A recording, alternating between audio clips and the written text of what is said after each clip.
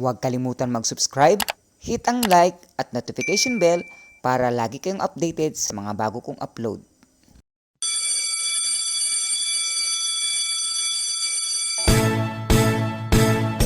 Hina't sumabay sa araling panlipunan, ihanda ang isipan sa ating talakayan sa Panatics. Unlimited ang knowledge. Alright, that's alright. Halina't tunghayan, talakayang kapakipakinabang, bagong kaalaman sa araling panlipunan sa Panatics. Unlimited ang knowledge sa Panatics.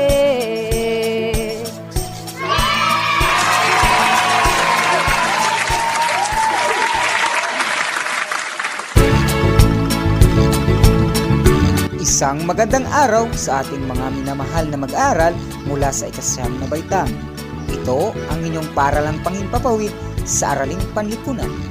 Panatics, Unlimited ang knowledge. Ako ang inyong lingkod, Teacher Leo, mula sa Quezon Panitian National High School. Ako ang inyong makakasama sa loob ng 30 minutong pag-aaral sa pamamagitan ng radyo. Maligayang pakikinig at maalam na araw, mga ginigiliw naming mga mag-aaral. Kumusta, mga ginigiliw naming mag-aaral? Handa na ba kayong matuto sa araw na ito? Kung gayon, maaari na kayong pumwesto sa inyong pinakakomportableng lugar sa loob ng inyong tahanan. Nakapagmeryenda na ba kayo? Naniniwala ako na masigit kayong matututo kapag may laman ang tiyan at handa kayo sa araw na ito. Tama ba ako? Alright, that's alright. Tama! Masigit na magiging masigla ang isip at katawan kapag kumakain tayo ng masusustansyang pagkain sa tamang oras. Sabayan niyo ako sa aking sasabihin bilang paghahanda sa pakikinig. Kami ang mga makabagong henerasyong tutugon sa bagong normal na edukasyon.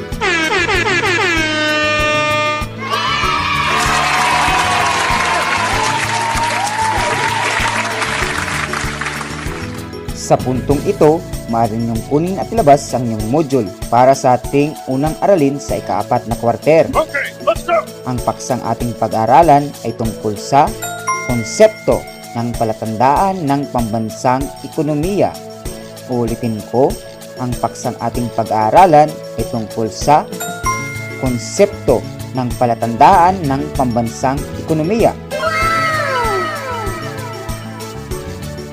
Dahil ito ang unang module sa araling panlipunan, mayroon akong katanungan tungkol sa inyong pinag-aaralan na may kaugnayan sa natutunan mo sa ikalimang module na ating tinalakay.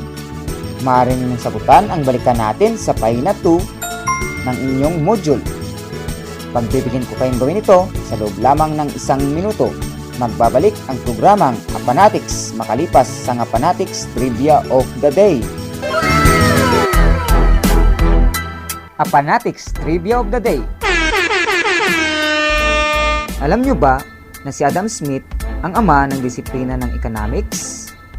Si Adam Smith ay isang Escocese na pilosopong moral at nagpasimuno ng politikal na ekonomiya. Siya ang pangunahing kilala bilang may akda ng dalawang kasunduan, The Theory of Moral Sentiments, ang teorya ng moral na damdamin noong 1759, at Inquiry into the Nature and Causes of Wealth of Nations, isang pag-uusisa sa mga kalikasan at saninang yaman ng bansa, na mas kilala bilang The Wealth of Nation noong 1776. Aha! Yan ang ating Trivia of the Day. Nakikinig ka na nga, may natutunan ka pa. Dito lang sa Panatics, Unlimited ang knowledge.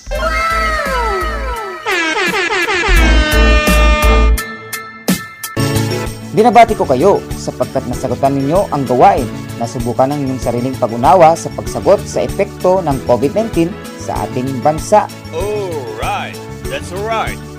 Ngayon ay subukan muna natin ang inyong kalaman tungkol sa paksa sa pamamagitan ng paunang pagtataya. Meron akong 5 katanungan na inihanda para sa inyo.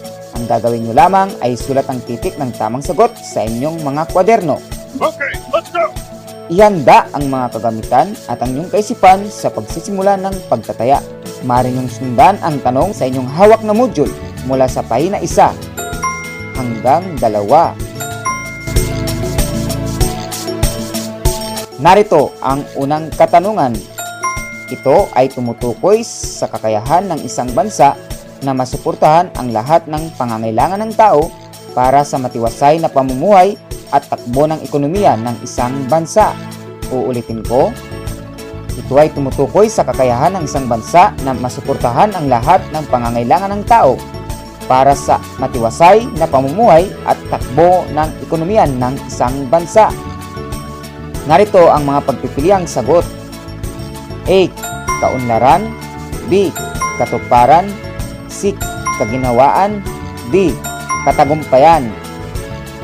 A. Kaunlaran. B. Katuparan. C. Kaginhawaan. D. Katagumpayan.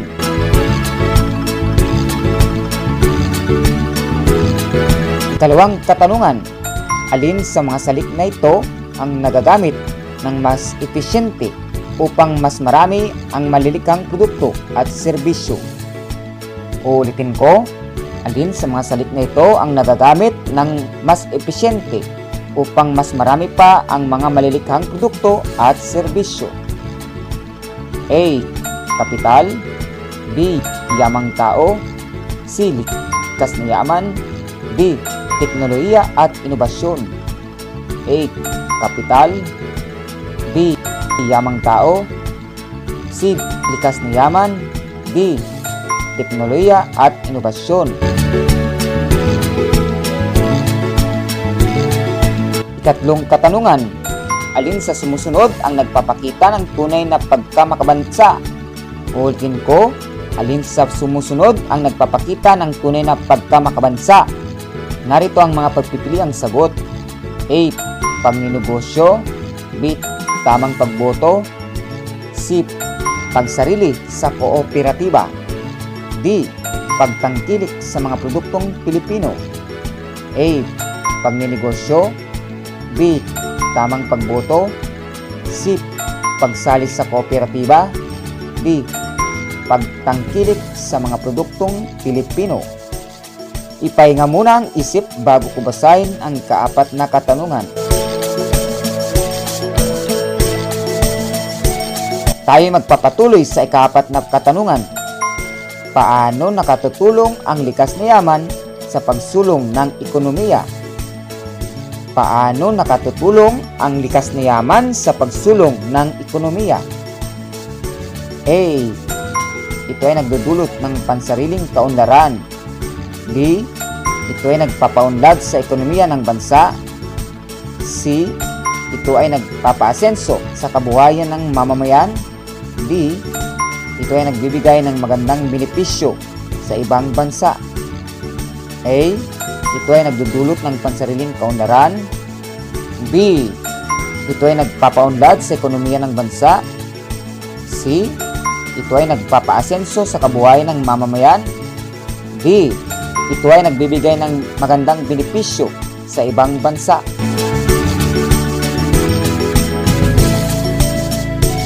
Panghuling katanungan. Ang mga mamamayan ay may bahaging ginagampanan sa pagtamo ng kaunlaran ng bansa. Alin sa sumusunod ang hindi kabilang dito? Ang mga mamamayan ay may bahaging ginagampanan sa pagtamo ng kaunlaran ng bansa. Alin sa sumusunod ang hindi kabilang dito? A. Tamang pagboto. B. Tamang pagbabayad ng buwis. C. Pagtangkilik sa produktong dayuhan. D. Pakikilahok sa mga proyekto ng pamahalaan.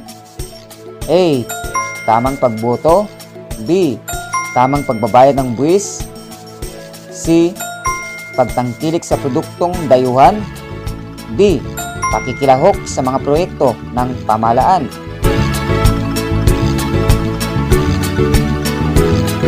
Alam kong naintindihan at nasagot ninyo ang ating mga naging katanungan. Ngayon naman ay ating alamin kung tama nga ba ang inyong isinulat na sagot sa bawat bilang. Lagyan ng check kang bilang kung tama ang inyong isinulat na sagot. At lagyan naman ng X kung mali naman ang inyong isinulat na letrang sagot. Para sa unang tanong, ang tamang sagot ay letrang A.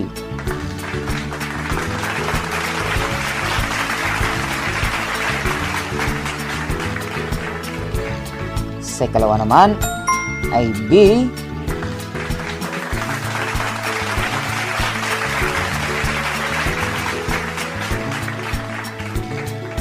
Sa ikatlo ay A.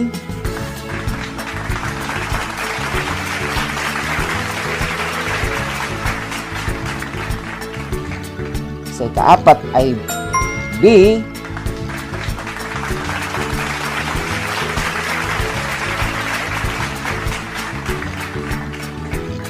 At ang sagot sa uling bilang ay letrang C.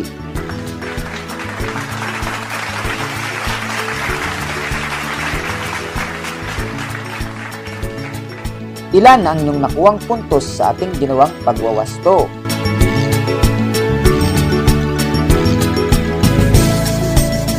Mahusay! Binabati ko kayo sa pagtatapos ng ating unang pagsubok.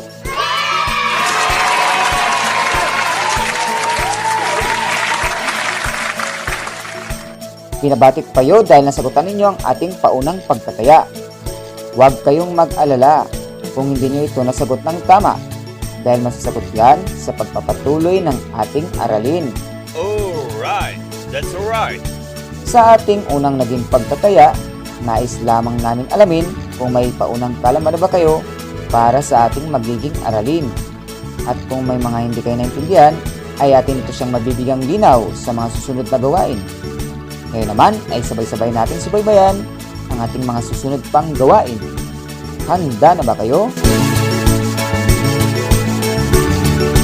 Sa ilang saglit na lamang ay babahagi ko na sa inyo ang ating aralin sa unang module ngayong ika-4 na quarter. Alam kong handa na kayo sa ating aralin ngayong araw. Nais kong magpakilala sa inyo. Ako si Teacher Leo. Oh yeah!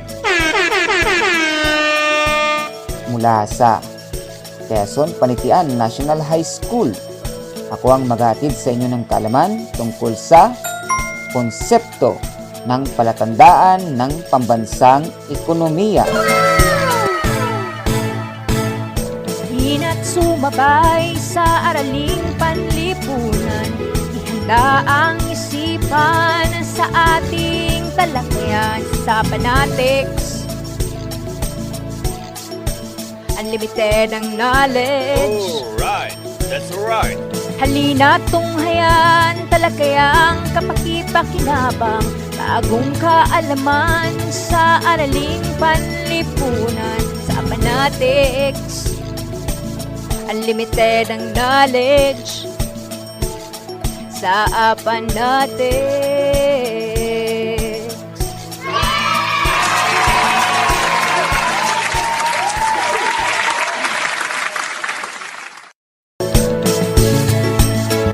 Isang makaekonomiyang araw, mga mag-aral sa ika-9 na baitang. Oh yeah! Ako ang inyong makakasama sa pagtatalakay sa unang module para sa ika-4 na quarter sa Araling Panlipunan 9. Ngayon ay pag-uusapan natin ang konsepto ng palatandaan ng pambansang ekonomiya. Aha! Sa pagtatapos ng ating talakayan sa araling ito ay masisiyasat ang mga palatandaan ng pambansang kaunlaran at matutukoy ang iba't ibang gampanin ng mamamayang Pilipino upang makatulong sa pambansang kaunlaran.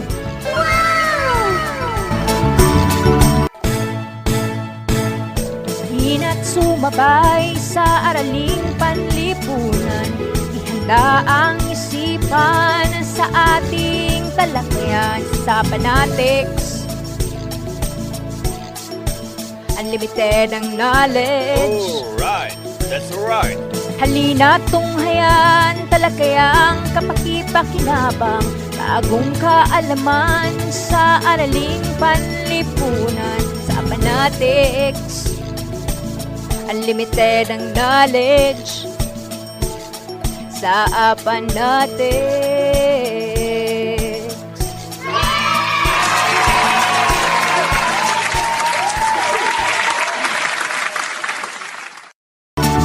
Ang pambansang kaunlaran ay tumutukoy sa kakayahan ng isang bansa na masuportahan ang lahat ng pangangailangan ng tao para sa matiwasay na pamumuhay at takbo ng ekonomiya ng isang bansa. Ito rin ay nagsasabi kung ang isang lipunan ay naggagampanan ang kabutihan para sa panlipunang kapakanan tulad ng edukasyon, kalusugan, infrastruktura, at iba pang serbisyong panlipunan. Ito rin ay tumutukoy sa paggamit ng mga makabagong teknolohiya at kagamitan. Aha! Pangkalatang pagbabagong pangkabuhayan, gawain mula sa agrikultura patungo sa sektor ng industriya. May mga palatandaan ang pambansang kaunlaran. Aha! Okay, let's go! Narito ang mga palatandaan na iyon. Una, pagkakaroon ng pagsulong sa isang bansa. Pangalawa, mga pagbabago sa lipunan gaya ng pagpapatayo ng bagong estruktura. Pag-unlad ng pamumuhay ng mga tao, ang pagbawas sa mga squatter. Ikaapat, hindi makikita ang pagkakaroon ng hindi pagkakapatay-pantay na antas ng pamumuhay ng mga tao. Ikalima, mayroong kaayusang panlipunan ang isang bansa. Ika-anim, mayroong kalagayan ng tao na makaahon sa kahirapan. Ikapito, mababa ang bilang ng krimen na nagaganap. Alright, that's alright. Maaari ko ba kayong matanong?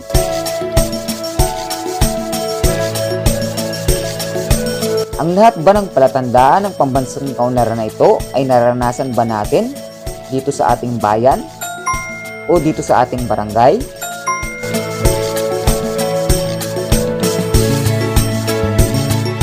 Kung sa tingin mo ito ay naranasan dito sa ating bayan at sa ating barangay, ibig sabihin, nakakaranas tayo ng pag-unlad sa ating bansa. Alright, that's alright.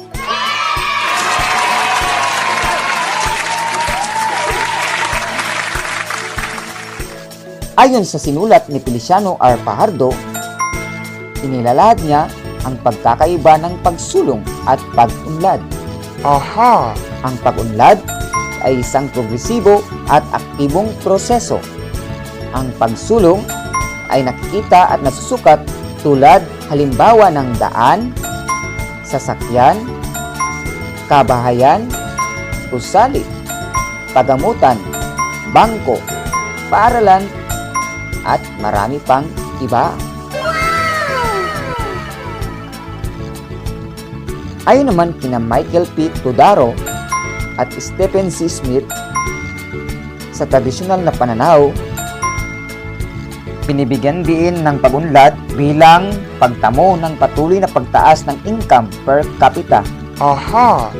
Nang sa gayon ay mapabilis ang pagdami ng output ng bawat bansa kaysa sa bilis ng pag-unlad ng populasyon. Alright, that's alright. Sa makabagong pananaw naman, ang pagsulong ay kumakatawan sa malawakang pagbabago sa buong sistemang panlipunan. Dapat ito ng pansin sa iba't ibang pangangailangan at nagbabagong hangarin ng tao upang masiguro ang paglayo mula sa di kaaya-ayang kondisyon ng pamumuhay tungo sa kondisyon na mas kasiyasiya.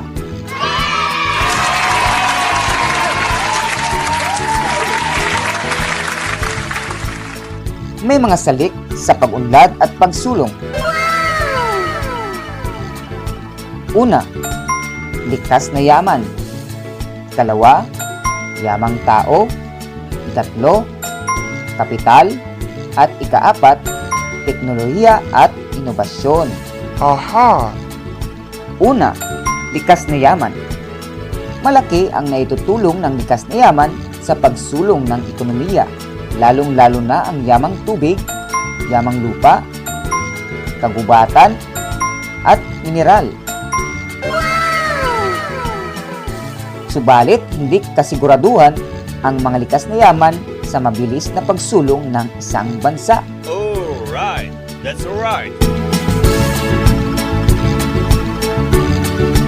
Ikalawa, yamang tao.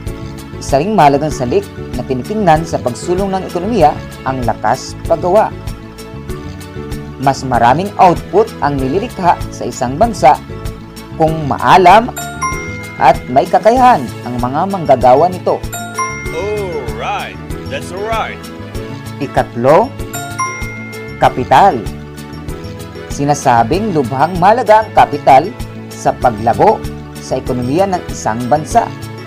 Sa tulong ng mga kapital tulad ng makina sa paggawaan ay nakakalika ng mas maraming produkto at serbisyo.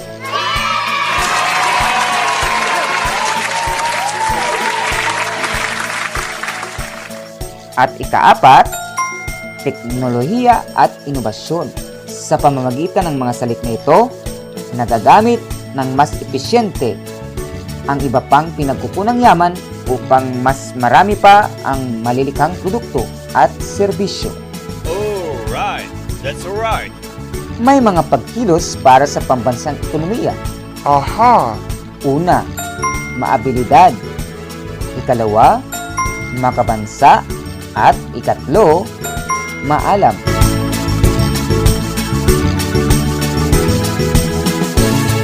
Una, maabilidad. Ito ay nahati sa dalawang pagkilos. Una, bumuo o sumalis sa kooperatiba. Ang pagiging kasapi ng kooperatiba ay isang paraan upang magkaroon ng pagkakataon ang bawat isa na maging kasapi sa paglikha ng yaman ng bansa. Aha. Ikalawa, pagnenegosyo. Hindi dapat manatiling manggagawa lamang ang Pilipino. Dapat natin sikapin na maging negosyante upang tunay na kontrolado ng Pilipino ang kabuhayan ng bansa at hindi ng mga dayuhan. Ikalawang pagkilos para sa pambansang ekonomiya ay ang makabansa.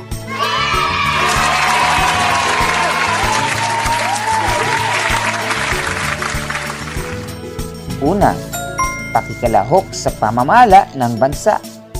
Ang aktibong pakikilahok sa pamamahala ng barangay, gobyernong lokal at pambansang pamahalaan upang maisulong ang mga adhikain at pangangailangan ng mga Pilipino ay kailangan gawin ng bawat mamamayan upang umunlad ang bansa. Alright, that's alright. At ikalawa, pagtangkilik sa mga produktong Pilipino. Maisa sa buhay natin ang pagiging makabansa kung ang yaman ng bansa ay nawawala tuwing tinatangkilik natin ang dayuhang bansa. Kaya nararapat lamang isabuhay natin ang pagiging makabansa sa pamamagitan ng pagtangkilik sa sariling atin. Alright, that's alright. Tama ba ako? Tama!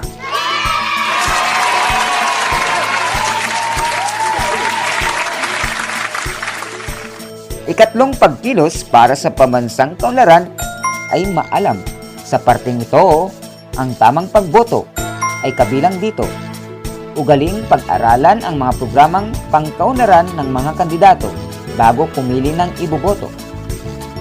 Dapat din nating suriin ang mga isyong pangkaunlaran ng ating bansa upang masuri kung sinong kandidato ang may malalim na kabatiran sa mga ito at ang pagpapatupad at pagkikilahok sa mga proyektong pangkaunlaran sa komunidad ay kailangan din para sa pambansang kaunlaran. Alright, that's alright.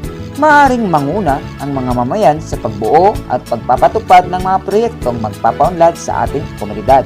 Alright, that's alright.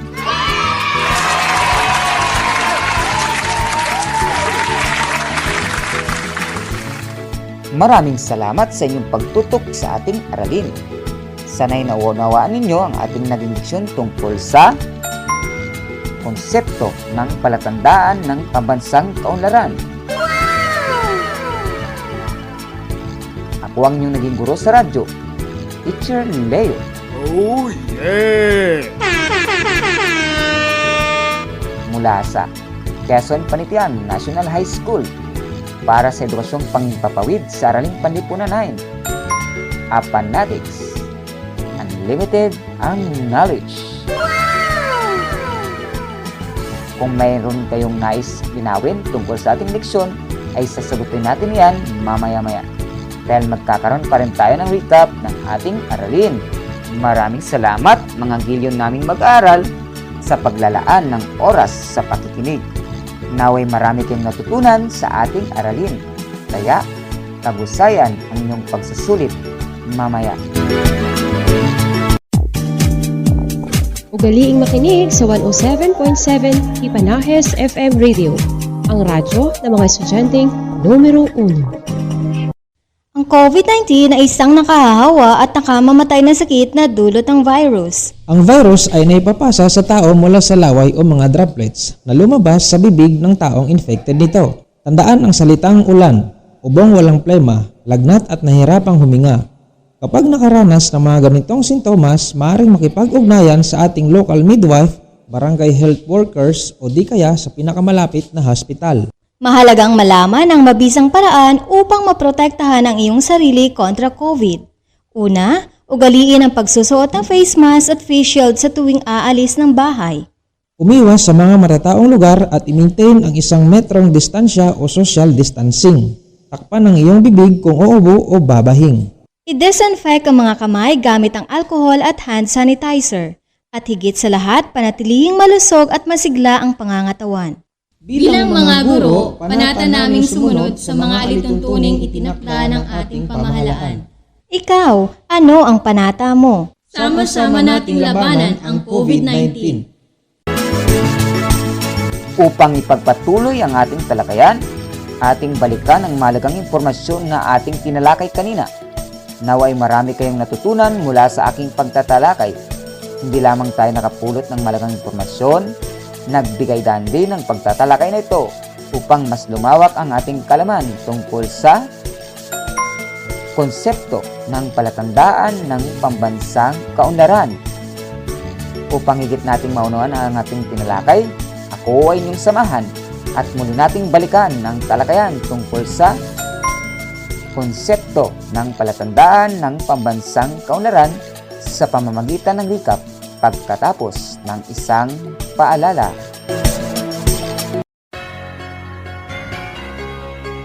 Magandang araw Barangay Panitian, magandang araw Quezon Southern District at sa lahat ng mga nakikinig sa kanilang mga tahanan, opisina o sasakyan. Ako po ang inyong lingkod Nelson A. Garcia ng Quezon Panitian National High School, ang inyong kaagapay sa paghahatid ng dekalidad na edukasyon sa ating mga kabataan at sa mamamayan ng Barangay Panitian. Dulot ng pandemyang kinaharap ng ating bansa, nagbago din ang mga pamamaraan ng pagtuturo. Ang radio-based instruction ay isa lamang sa mga makabagong pamamaraan ng kagawaran upang maisulong ang edukasyon. Ito na ngayon ang inyong katuwang sa pag-aaral. Hinihiling ko po lamang sa inyong lahat, mga minamahal naming mag-aaral, mga magulang, at sa lahat ng ating mamamayan. Ang suporta ninyo sa lahat ng mga programang ilulunsad ng ating mga guro dito sa ating mini FM radio station. Sinisiguro natin na walang batang maiiwan. Sama-sama tayo sa pag-abot para sa matagumpay na kinabukasan. Sa pakikipagtulungan nating lahat, makakamit natin ang dekalidad na edukasyon. Halina't sama-sama tayo sa pagsulong nito. Maraming salamat po.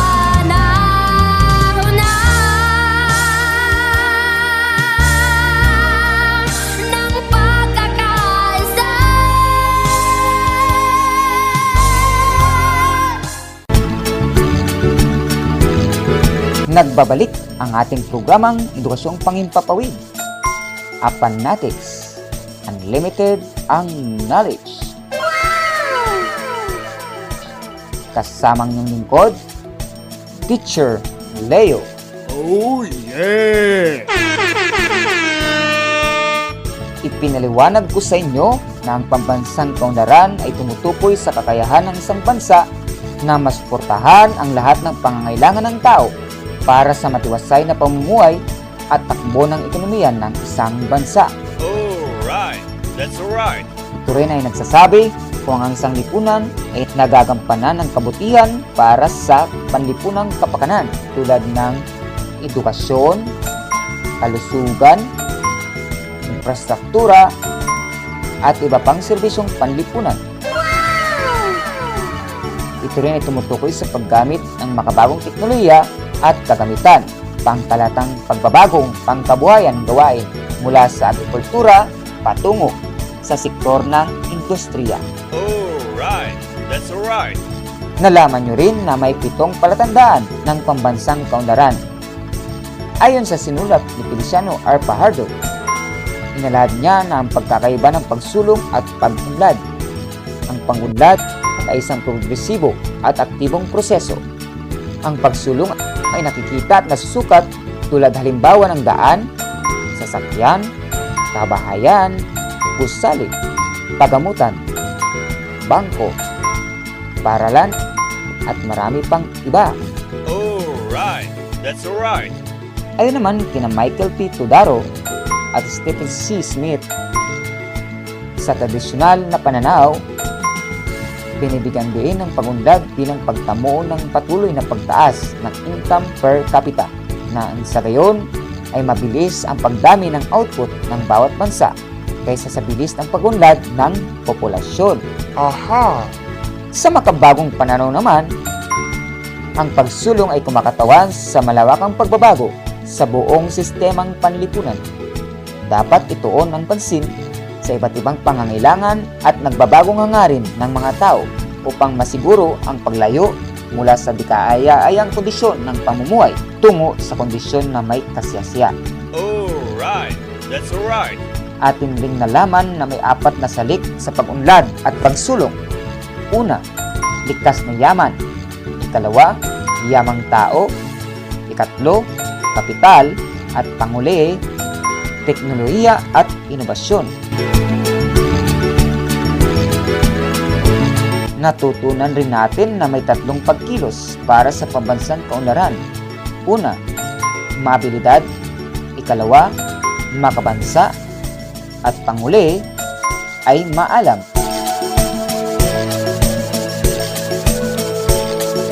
At dyan nagtatapos ang ating recap.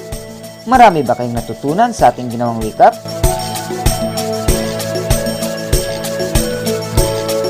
Magaling!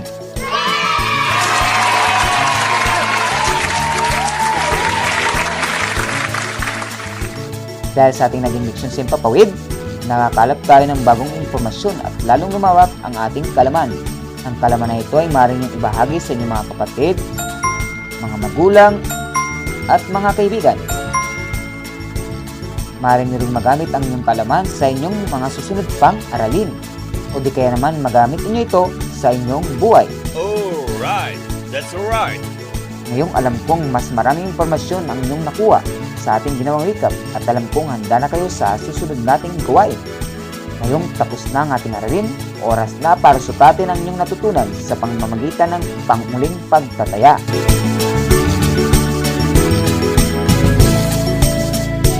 Kumuha ng papel at ballpen para sa pagsusulit. Huwag kalimutang isulat ang inyong pangalan, seksyon at petsa ngayong araw. Sulat ang subject, ang quarter at bilang ng module sa inyong papel. Handa na ba kayo sa pagsusulit? Kung talagang handa na, ay itabi mo na ang inyong mga notes at handout. Makinig sa aking panuto. Babasahin ko ng 2 beses ang katanungan. Isulat ang titik ng tamang sagot sa inyong mga kwaderno. Tara! Simulan na natin! Let the games begin!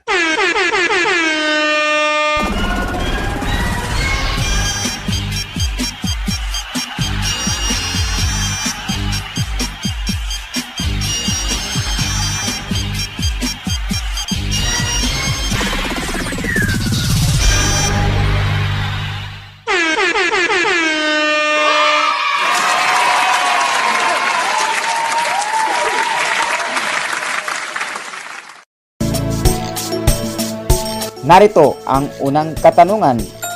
Ito ay tumutukoy sa kakayahan ng isang bansa na masuportahan ang lahat ng pangangailangan ng tao para sa matiwasay na pamumuhay at takbo ng ekonomiya ng isang bansa. Uulitin ko. Ito ay tumutukoy sa kakayahan ng isang bansa na masuportahan ang lahat ng pangangailangan ng tao para sa matiwasay na pamumuhay at takbo ng ekonomiya ng isang bansa. Narito ang mga pagpipiliang sagot. A. Kaunlaran. B. Katuparan. C. Kaginhawaan. D. Katagumpayan. A. Kaunlaran. B. Katuparan. C. Kaginhawaan. D. Katagumpayan.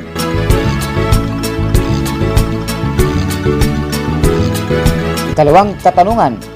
Alin sa mga salik na ito ang nagagamit ng mas epesyente upang mas marami ang malilikhang produkto at serbisyo? Uulitin ko, alin sa mga salik na ito ang nagagamit ng mas epesyente upang mas marami pa ang mga malilikhang produkto at serbisyo? A. Kapital. B. Yamang tao. C. Likas na yaman. D. Teknolohiya at inobasyon. A. Kapital. B. Yamang tao. C. Likas na yaman. D. Teknolohiya at inobasyon. Ikatlong katanungan. Alin sa sumusunod ang nagpapakita ng tunay na pagkamakabansa? Ulitin ko, alin sa sumusunod ang nagpapakita ng tunay na pagkamakabansa? Narito ang mga pagpipiliang sagot. A. Pagninegosyo. B. Tamang pagboto. C. Pagsarili sa kooperatiba. D. Pagtangkilik sa mga produktong Pilipino. A. Pagninegosyo. B. Tamang pagboto. C. Pagsali sa kooperatiba. D. Pagtangkilik sa mga produktong Pilipino. Ipahinga muna ang isip bago ko basahin ang kaapat na katanungan. Tayo magpapatuloy sa ikaapat na katanungan. Paano nakatutulong ang likas na yaman sa pagsulong ng ekonomiya? Paano nakatutulong ang likas na yaman sa pagsulong ng ekonomiya? A. Ito ay nagdudulot ng pansariling kaunlaran. B. Ito ay nagpapaunlad sa ekonomiya ng bansa. C. Ito ay nagpapaasenso sa kabuhayan ng mamamayan. D. Ito ay nagbibigay ng magandang benepisyo sa ibang bansa. A. Ito ay nagdudulot ng pansariling kaunlaran. B. Ito ay nagpapaunlad sa ekonomiya ng bansa. C. Ito ay nagpapaasenso sa kabuhayan ng mamamayan. D. Ito ay nagbibigay ng magandang benepisyo sa ibang bansa.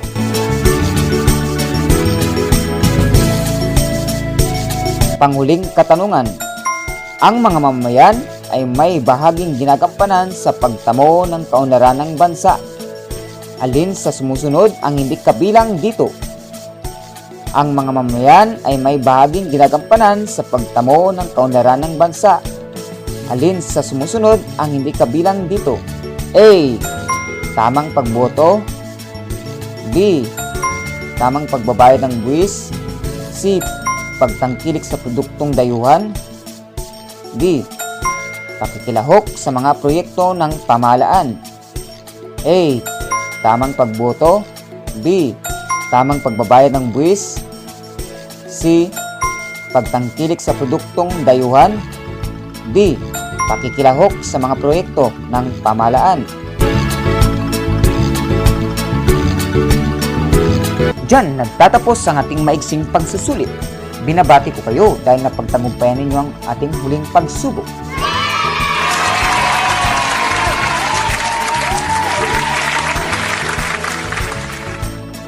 Nasagutan ba ninyo ang lahat ng katanungan?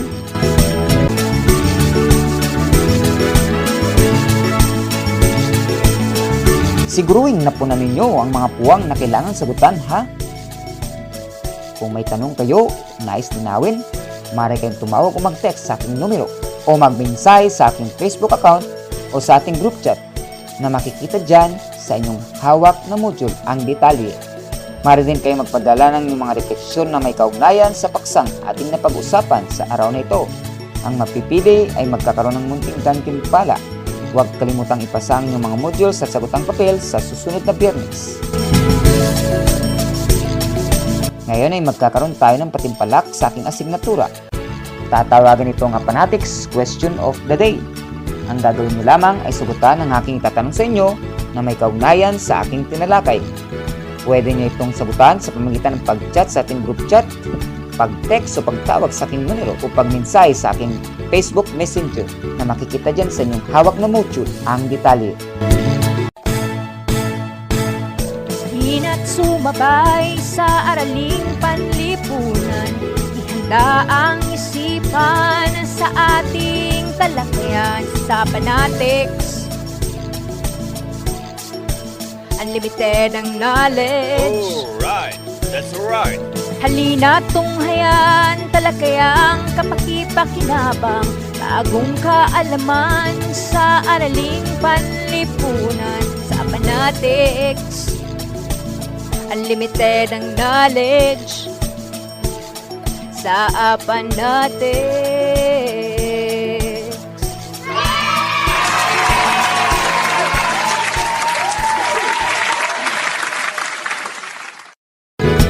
Narito ang katanungan. Bilang mag-aaral, paano ka makakatulong sa pagpapaunlad ng ating bansa? Uulitin ko, bilang mag-aaral, paano ka makakatulong sa pagunlad ng ating bansa? Hina't sumabay sa araling panlipunan, ihanda ang isipan sa ating talakayan sa Panatics. Unlimited ang knowledge. Alright, that's alright. Halina tunghayan, talakayang kapakipakinabang, bagong kaalaman sa araling panlipunan sa Panatics. Unlimited ang knowledge sa Panatics.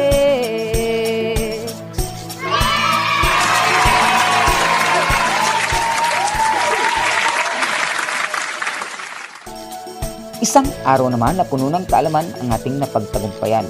Upang higit na maunawaan pa ninyo ang ating aralin ukol sa konsepto ng palatandaan ng pambansang kaunlaran, ay maaari niyong basahin ang pahina bilang 3 ng 5 ng iyong hawak na module sa Araling Panlipunan 9. Nakalagit din dyan ang isang sanayang gawain sa pahina bilang 5 hanggang 6, pagyamanin gawain 2. Ngayon ay alam ko na. At isagawa sa pahina 6, gawain 4, handa na ako. Maaari niyo itong sagutan at gawin upang mas mahasa ang inyong galing sa asignaturang Araling Panlipunan. Oh yeah! At sundan ang aking audio lesson sa aking YouTube channel na Teacher Leo YouTube channel. RBI 89 Quarter 4 Module 1, Konsepto ng Palatandaan ng Pambansang Kaunlaran sa link na aking ipinadala sa ating group chat.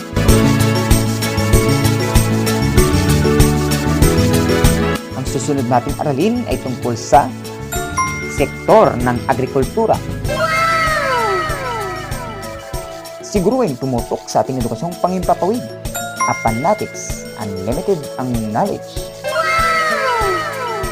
Tuwing araw ng Miyerkules sa ganap na 10 hanggang 11 ng umaga, dito lang sa 107.7 Ipanayes FM, ang radyo ng mga estudyanteng numero 1. Alright, that's alright.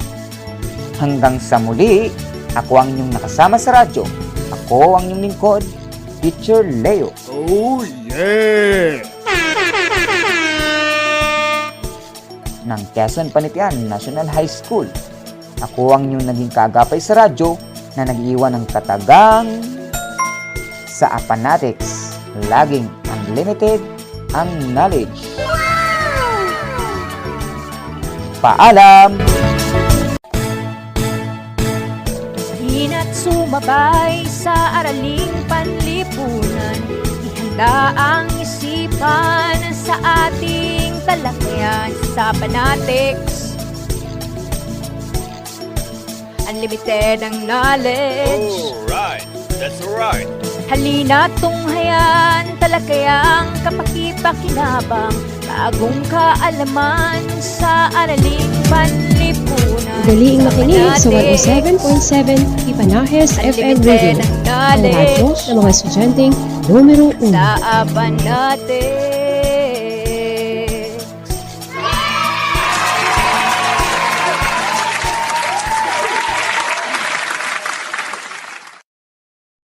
Huwag kalimutan mag-subscribe, hit ang like at notification bell para lagi kayong updated sa mga bago kong upload.